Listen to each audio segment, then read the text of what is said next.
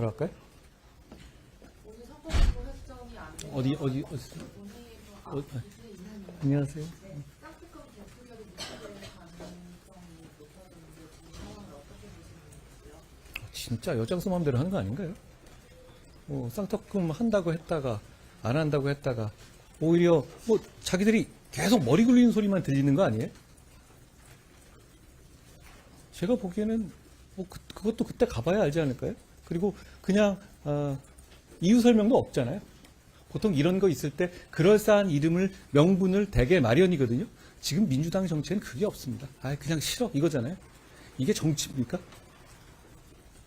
이런 걸 막기 위해서 우리가 이기려는 겁니다. 맛있게 드시네요. 네. 네. 네.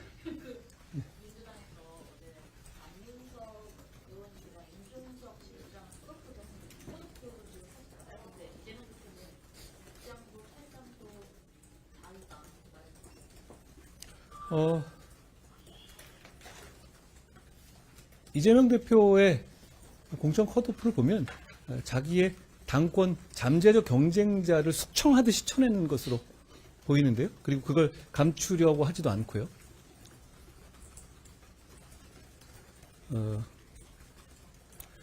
이재명 대표는 자기 당권을 이용해서 잠재적 경쟁자인 임종석을 무리하게 찍어내고 있고요. 저는 제 당권을 이용해서 개항의 원희룡을 최선을 다해서 돕고 있습니다. 누가 국민을 위해서 절실하게 이기고 싶어 하는지 국민들께서 보시고 알아보실 것 같습니다. 그리고 안민석 의원에 대해서는 이재명 대표가 보시기에도 거짓말이나 거친 언행 이런 모든 면에서 자기의 진짜 경쟁자는 안민석이라고 생각하시는 거 아닐까요? 그러니까 역시 경쟁자로서 쳐내는 것 같다라는 생각을 해봅니다. 민주당이 도대체 어디까지 가겠습니까? 네. 안녕하세요. 필승 결의대회 전면 계획을 좀 추진하셨는데 앞으로 주방 어떻게 보실지? 필승 결의대를 취소했다는 말은 조금 어폐가 있는 것 같고요. 저는 이제부터 지역에서 최대한 많은 시민들께 설득드리고 선택을 받고자 당원들과 함께 노력할 겁니다. 근데 제가 이 당대표가 된 이후에 1월에 지역의 어떤 그 신년 결의대회를 많이 돌았잖아요. 좀 중복되는 면이 있고 지금은 우리 당원들끼리의 어떤 행사도 중요하지만 거기 있는 모든 분들이 국민들을 설득하기 위해서 더 노력할 때입니다. 더 낮은 자세로.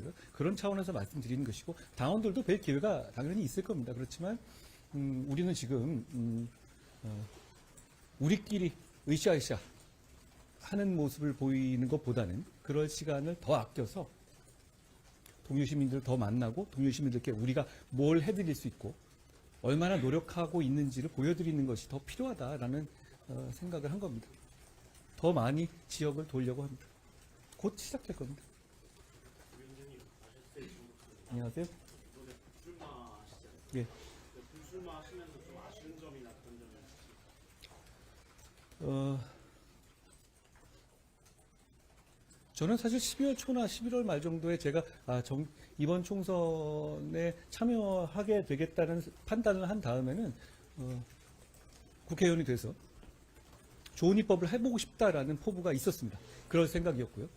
그 당시만 하더라도 선거대책본부장 정도 얘기가 나올 때였잖아요. 저에 대해서. 그렇지만 제가 이 비상대책위원장으로서 당대표로서 선거를 이끌어야 되는 그런 상황이 됐고 그걸 제가 수락하겠다는 판단을 한 다음에는 저는 불출마가 필요하다고 생각했습니다. 그 이유는 그러지 않으면 제가 지금 저희가 많은 분들이 헌신과 희생을 하고 계시잖아요. 여러분들께서 컷오프로 피를 보지 않는다고 감동이 없다고 하시는데 실제로 그런 효과들을 승복하면서 내주시고 계시잖아요. 굉장한 이 존재감을 가지신 분들이요.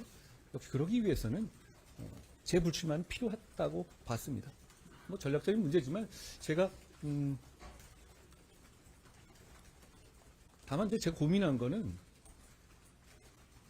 이걸 언제 밝힐 것이냐는 좀 고민했어요. 그러니까 저는 뭐 지금도 대단히 어렵지만 선거 상황이 굉장히 어려울 때였고 더 어려워질 가능성도 높았다고 봤기 때문에 제가 그때 어떤 우리 중진들이나 이런 분들께 헌신과 희생을 요청드릴 때 이렇게 이렇게 어떤 저도 이렇게 한다라는 식으로 말씀드릴 생각도 있었는데요.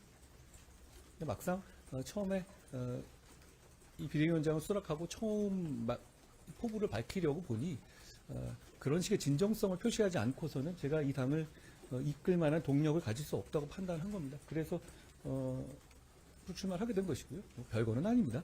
별건 아니고요. 저는 정치에서의 출마나 불출마나 전부 다 공공성을 위한 도구여야 한다고 생각합니다. 뭐 제가 아직 순진한지 모르겠습니다만 저는 정치는 큰 틀에서 공공선의 추구여야 한다고 생각하고 저는 그 뜻을 바꿔본 적이 없습니다. 그런 면에서 어떤 수단일 뿐이었으니까요. 뭐 대단한 건 아닙니다. 그렇지만 우리 당에서 많은 분들께서 어떤 불출마로서 헌신해 주시고 그리고 경선이 이루어지고 있지만 경선에서 아쉽게 패배하신 분들도 즉각 많은 분들이 승복과 우리와 함께 가겠다는 이 뜻을 즉각 밝히고 계시잖아요. 예를 들어서 양천의 조수진 의원 같은 분이 어제 그런 입장을 내셨죠. 그게 제가 한 두어 달 정치를 해보니 굉장히 어려운 일이라는 걸 알겠더라고요. 그걸 어려운 일이라는 걸 알기 때문에 그것이 우리에게 더 귀한 힘이 될 것 같습니다. SBS 박사님, 안녕하세요. 뭐 같은 현상인데 어제 2차 경선 결과 놓고 뭐 현역 교체율이 적다, 현역 불패다, 언론이 이런 지적하니까 뭐 당에서는 뭐 쇄신과 현역 교체율은 상관이 없다, 무관하다, 뭐 이런 얘기도 있는데 어떻게 보시나요? 기자님, 이재명 대표가 하고 있는 민주당이 하고 있는 건 쇄신입니까? 그렇게 보십니까? 그건 이재명 개인을 위한 숙청이잖아요. 그렇죠? 그러면 이재명 대표가 내세우고 있는 모씨 이런 분들, 젊은 분들이 과연 청년 인재라고 할 수 있습니까? 청년을 대표합니까? 그게 아니라 그냥 이재명 픽이잖아요. 그게 쇄신입니까? 그렇지 않습니다. 저희는 룰을 지키고 관문을 낮추고 그리고 그런 그 부족한 부분을 비례 같은 데서 보완할 겁니다. 결국은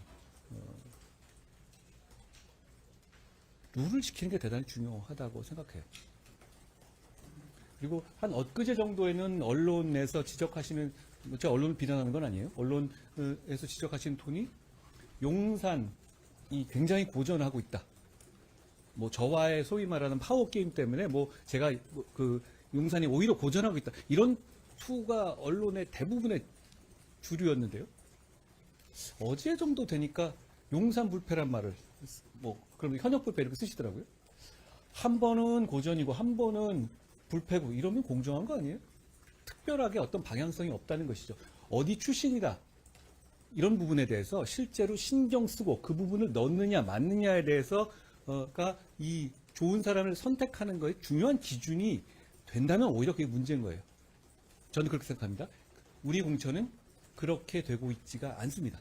그렇기 때문에 어떤 방향성을 가지고 이 스토리를 만들어내려면 어떤 날 보면은 이런 것 같고 어떤 날 보면 반대인 것 같고 이렇게 보이실 것 같습니다. 그게 저는 정상적인 공천이 되고 있는 징표다라고 생각합니다. 공천에 100점은 없을 겁니다. 그리고 저희는 아직 비례 공천도 남아 있잖아요. 남아 있고 한데 저희라는 말 표현에는 그럴지 모르지만 어쨌든 우리 계열에서의 비례 공천이 남아 있지 않습니까? 비례 공천과 지역구 공천은 사실 연동되는 거예요. 전체로서 우리가 국회에 좋은 분을 보낼 수 있도록 하려는 것이 우리 목표잖아요. 그 부분까지 다 보시고 나면 저희 공천에 대해서 좋은 평가를 해주시지 않을까 생각합니다. 저는 좋은 평가를 받고 싶거든요. 이재명 대표의 공천은 좋은 평가를 받고자 하는 목표가 있는 공천이라고 생각하십니까? 전혀 아니죠. 그냥 일주일 두드려 맞고 그러면 어차피 지지층 다시 모일 테니 괜찮을 거야. 이 공천이죠. 그냥 피를 보고 아무리 욕을 먹더라도 끼워 넣는 게 좋겠다 이런 공천 아닙니까? 저는 그런 공천이 아니라 이 공천 자체에서 국민들께서 저희의 진정성을 봐주시길 바란다는 그런 목표가 있습니다.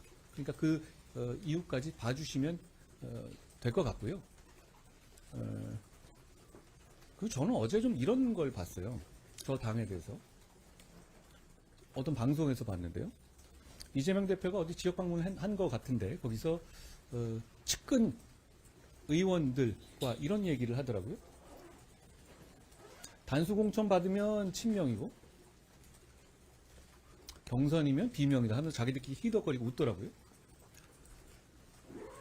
그게 저는 민주당의 현주소를 민주당이 이번 공천과 선거를 통해서 나올 수 있는 결과물이 뭔지를 보여준다고 생각해요.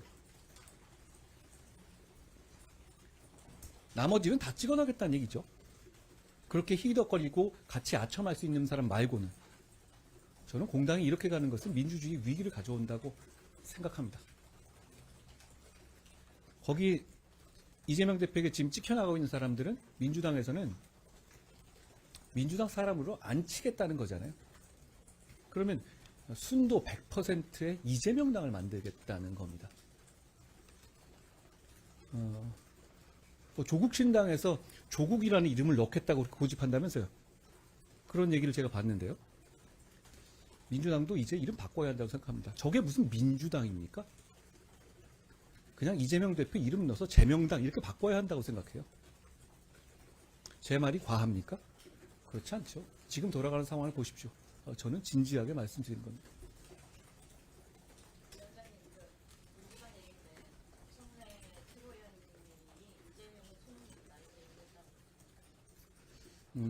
이런 식의 아첨의 신구 대결이 앞으로 이재명 대표의 민주당에서 많이 보여지게 될 거예요. 정청래 의원도 욕심 많은 분이잖아요. 지금 막 떠오르는 분들의 이상한 아첨의 장을 보고 나도 밀리면 안 되겠다 이렇게 생각하지 않을까요? 이걸 보는 국민들은 정말 한심하다고 여기지 않을까 싶습니다. 안녕하세요. 홍익표 원내대표가 라디오에서 선거구획정 만약에 협의가 안 되면 원안대로 통과하고 대신 깡특검도 같이 통과시키겠다라고 얘기를 했는데 이에 대해서 국민 입장은 다 자기 마음대로네요. 예. 다 자기 마음대로네요, 그냥. 예. 만약에 원안대로 통과가 되면 깡특검도 통과했다는데 그러면 거기에 대해서 동의를 지금은 민주당이 입법 독재 상태입니다. 자기들이 하겠다고 나서면 우리가 안 한다고 하더라도 그냥 하는 거 아니에요? 그러니까 그 문제에 대해서는 원내의 문제니까 제가 원대한테는 여쭤보시면 될 것 같고요. 그런데 이게 뭡니까 도대체? 바뀌는 거에 대한 논리적인 설명이 없잖아요. 왜 바뀐답니까? 혹시 물어보셨어요? 거기 라디오에서 홍익표 원내대표가 그거 왜 갑자기 바뀌는지 얘기하나요? 그럼 뭐예요 도대체? 어떤 경위를 통해서 하루나 이틀 만에 계속 바뀌는 거예요? 그리고 그게 적어도 본심은 아니더라도 외형적으로나마 왜 그런다고 설명을 할 수 있어야 정치 아닌가요? 이게 뭐가 정치입니까? 여기에 주권자 국민이 있습니까? 그냥 주는 대로 받아 먹으라라는 거잖아요. 지금 그런 홍익표 원내대표가 말하는 우린 이렇게 할 거다라는 것이 꼭 우리 국민의힘을 향한 말로 들리십니까? 아닙니다. 국민을 향한 말입니다. 우리가 이렇게 힘있고 우리가 마음대로 할 건데 국민들 너희들은 뭐 할 수 있는 거 있어? 약오르지만 어쩔 수 없어. 우리 힘 있어. 이거 아닌가요? 이런 정치를 막기 위해서 우리가 더 최선을 다해야 한다고 생각합니다. 안녕하세요. 위원장님 불출마하셔서 국민의 미래 선거운동 듣는데 나설 것으로 예상하고 계신데 어떤 현역 의원분들이 오셨으면 좋겠거나 이렇게 좀 생각하시는 국민의 미래는 국민의 힘으로 국민의 힘을 미래를 만들자라는 식의 어떤 이름상의 생각을 했던 것이고요. 결국 국민의 힘, 이름을 걸고도 부끄럽지 않을 만한 후보를 내겠다라는 게 목표입니다. 지금의 민주당 계열의 정당은 그냥 이석기를 부활하고 조국을 부활하는 것 자체, 그리고 나눠먹기 하는 목표잖아요. 아니 모든 게 자기 건가요? 이런 식으로 아까 홍익표 대표 말한 것과 또 연관되는데요. 모든 게 자기들끼리 그냥 명분 없이 나눠 먹으면 되는 거예요? 이런 정치를 하고 있는 거잖아요. 그런 차원에서 지금 이 국민의 미래는 상당히 기술적인 부분이 필요해요. 지금의 이런 악법 체제 하에서. 그렇지만 그럼에도 불구하고 민의를 반영하기 위해서 최선을 다할 거고, 저희가 이 지역 공천을 공정하게 하다 보면 어떤 신인들이라든가 정치 신인들이라든가 어떤 지역구에서는 경쟁력이 좀 부족해서 아직까지, 왜냐하면 그 경험이 적으신 분들은 그럴 수밖에 없잖아요. 예를 들어서 50세의 저와 20세, 30세의 저가 경쟁한다면 50세의 제가 이기지 않을까요? 그렇지만 그게 20세나 30세의 제가 더 국가에 기여하지 못한다는 걸 의미하는 건 아니죠. 그런 걸 보완하기 위한 것이 비례제도입니다. 물론 지난번 민주당의 비례제도를 보면 김의겸, 최강욱 이런 사람들이 와서 이 나라를 혼탁하게 하는 통로로 쓰였어요. 저희는 그렇게 운영되면 안 된다고 생각합니다.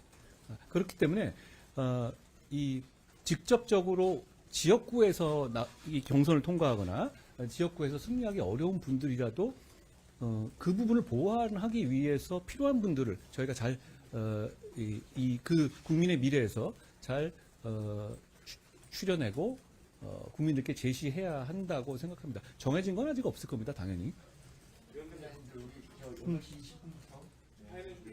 안녕하세요. 임종석 의원님 민주당에서 코너코 당하면서 위원장님 내세우셨던 86운동권 청산 흙 떨어지는 거 아니냐는 지적 제기되고 있는데 이해를 제가 말하는 운동권 청산의 문제는 광범위한 문제예요. 86운동권뿐 아니라 지금 거기다 대체해서 넣는다는 게 이석기의 종북운동권 아니에요? 더 심각해지는 것 아닙니까? 경기 동부연합을 밀어넣겠다는 건 아닙니까? 나쁜 놈 빠지니까 더 나쁜 놈 밀어넣겠다는 거잖아요. 그리고 그 축은 그 운동권이라는 개념에서, 그러니까 어떤 운동권이라는 툴을 통해서 자기들이 결집하고 그걸로써 기득권을 잡으려고 노력하고 정치권과 야합하려고 그런 세력을, 그러면서 자기들이 연명하려고 하는 세력을 청산해야 된다는 게 제가 운동권 청산론의 핵심이죠. 저는 그게 오히려 더 강고해지고 있다고 생각하는데요. 이재명 대표는 운동권입니까? 아니잖아요. 그러면서 지난번엔 어떻게 됐었죠? 그 86 운동권이라는 사람에게 자신을 숙주로 내줘서 거기 자기 주변에서 자기를 경호하게 했죠. 근데 그 경호원이 점점 커지니까 이 경호원들을 숙청해내고 통진당 계열, 이석기 계열의 새로운 운동권들을 자기의 새로운 경호로서 자기 몸을 숙주로 내주겠다는 것 아닌가요? 이거 막아야 되지 않겠습니까? 더 심각해지는 건 아닌가요? 더 심각한 운동권이 들어오는 거고 그걸 막아야 된다는 명분은 더 강해지는 것 아닌가 싶습니다. 안녕하세요. 다름이 아니라 어제 이준석 대표가 그 비상정당 보조금 어떻게 반납할지 입장을 발표한다고 하면서 국민의 미래는 기획부터 창당까지 의도가 있다고 정례방의 양심 있다는 입장을 발표하는 이런 식으로 얘기를 했는데 제가 그 부분에 따로 말씀 안 드릴게요. 역시 6억 6천을 반납할 방식에 대해서 선관위가 친절하게 설명해 드렸던데요. 우린 정상적인 정당이고 그렇게 보조금 따먹으려고 사기치는 정당이 아니잖아요. 명백하게 차이가 있죠. 그리고 저는 이 점은 말씀드리고 싶어요. 제가 신당에 대해서 여러 가지 신당들에 대해서는 가급적이면 정치활동이니까 평가하거나 언급하지 않으려 하니까 더 이상은 제가 오늘 마지막이 될 텐데요. 그 신당은 민주당 계열 신당입니다. 그렇지 않습니까? 그 신당은 우파 계열이라든가 보수 계열이라고 보기는 어려워요. 왜냐하면 그 신당은 전적으로 우리의 국민의 힘만 비판하잖아요. 지금 비판할 거리가 이렇게 많은 이재명 대표나 민주당에서는 한마디도 안 하죠.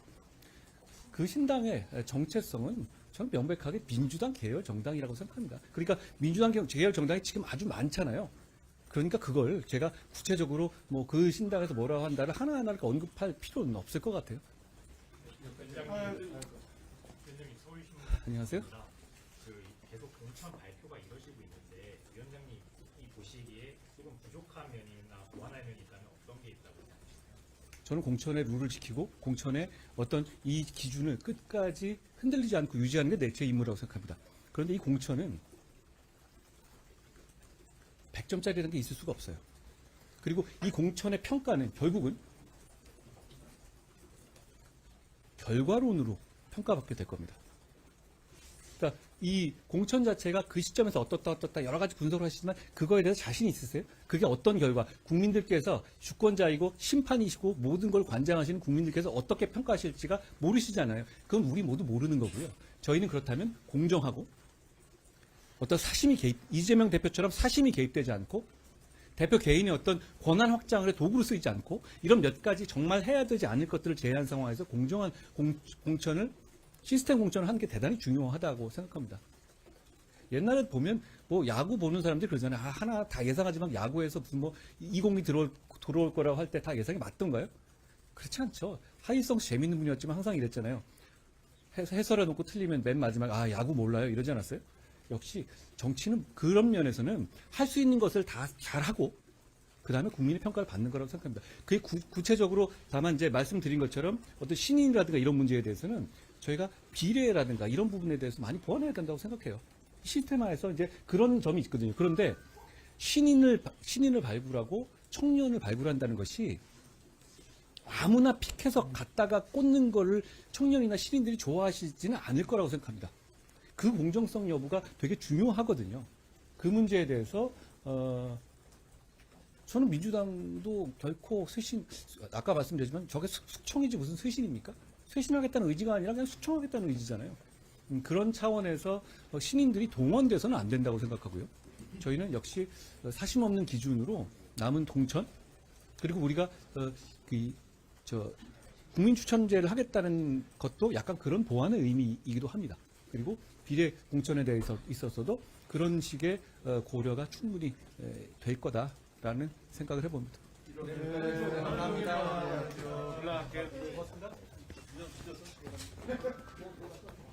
근데 계속 이긴다고 말씀을 하잖아요. 이기는 이긴다는 것이 과반에서 이상을 의미하는 역시 그 문제는 우리의 승리 문제는 그런 겁니다. 저는 최선을 다해서 따라가는 입장입니다. 엄살이 아니라요. 진짜 그런 마음이고요. 그리고 그 숫자를 말하는 게 사실 그게 어떤 논리적 근거가 있나요? 숫자 몇 석 약간 그 정치적 허세 아닌가요? 그걸 낮게 보든 높게 보든가. 그럴 시간이 있으면 저는 한 분이라도 더 만나서 우리의 진정성을 설명드리고 우리가 부족한 게 뭔지를 사실 제가 저희의 공천 공약 발표를 보면 민주당과 달리 현장에서 쫓기게끔 많이 다니잖아요. 그게 그냥 단순하게 보여주기 위한 퍼포먼스, 뭐 그것도 조금은 있습니다. 그렇지만 그거에 그치지 않고 제가 좋은 점이 뭐냐면 거기서 현장의 얘기를 많이 들을 수 있는 것 같아요. 그러니까 저의 공약은 거기 발표로 끝나는 게 아니라 거기에 발표한 것에서 추가적으로 들은 얘기에 대해서 두 번째로 다시 쏜살배송 형식으로 애프터 서비스를 하잖아요. 저희의 공약의 핵심은 사실 그 두 번째에서 드러나는 경우가 많거든요. 그렇게 얘기를 많이 들어야 한다고 생각합니다. 저희는 그렇게 숫자 계산할 시간에 한 분이라도 더 만나서 우리가 나아가기 위해서 조언을 듣고 거기에 대해서 설명드리도록 하겠습니다. 고맙습니다. 위원장님, 문제 대응하는 김건 외교부 차관이 영입하시는 문제 두고 이제 외교관에서 유예 기간 없이 바로 정치권으로 직행하는 거에 대해서 좀 부적절하다는 비판이 나왔다는 보도가 있었는데 왜 부적절하죠? 유예 기간 없이 왜 부적절하죠? 예를 들어서 언론인으로서 바로 넘어오는 거 하고 비교해 보시면 어떤 거, 그러니까 여러 가지들이 있잖아요. 여러 가지 상황들이 많이 있잖아요. 그런데 외교관이 넘어오는 거, 판사가 넘어오고 이런 거, 그리고 뭐 이성윤 이런 사람처럼 검사가 넘어오고 이런 건 문제 삼을 수 있을 것 같아요. 그런데 외교관 글쎄요. 외교관이 뭐 북한이 지금 여기 우리 선거에도 큰 이해관계가 있는 것도 아니고 특별히 그러니까 좋은 분이 와서 우리의 정책과 우리의 정치를 더 풍요롭게 해줬으면 좋겠다는 생각이 있습니다. 그런데 이제 그렇게 일도양단식으로 말할 문제는 지역에 따라 다른 문제예요. 뭐 말씀드린 것처럼 뭐 민주당의 이성윤, 뭐 신성식 뭐 이런 사람들처럼 현직 검사 신분을 유지하면서 좀 이거 부적절하죠. 그렇죠? 우리는 그런 사람 없잖아요. 오히려 검사당이라면서요. 자기들이 검사당이던데. 그리고 검사 가점 뭐 20% 준다면서요. 와, 저는 생각도 못했습니다. 진짜 검사당은 이재명당 같은데요. 그리고 말씀드린 것처럼 그걸 직역별로 넘어오는 공직을 하다는 분들에 대해서는 본인의 결단이 중요합니다. 어차피 그리고 그런 비판이 있을 수는 있습니다만 직역별로 좀 차이가 있어요. 사법 영역하고 또 어떤 외교라든가 테크노의 영역하고는 좀 다르지 않을까요? 뭐 제 생각입니다. 고맙습니다.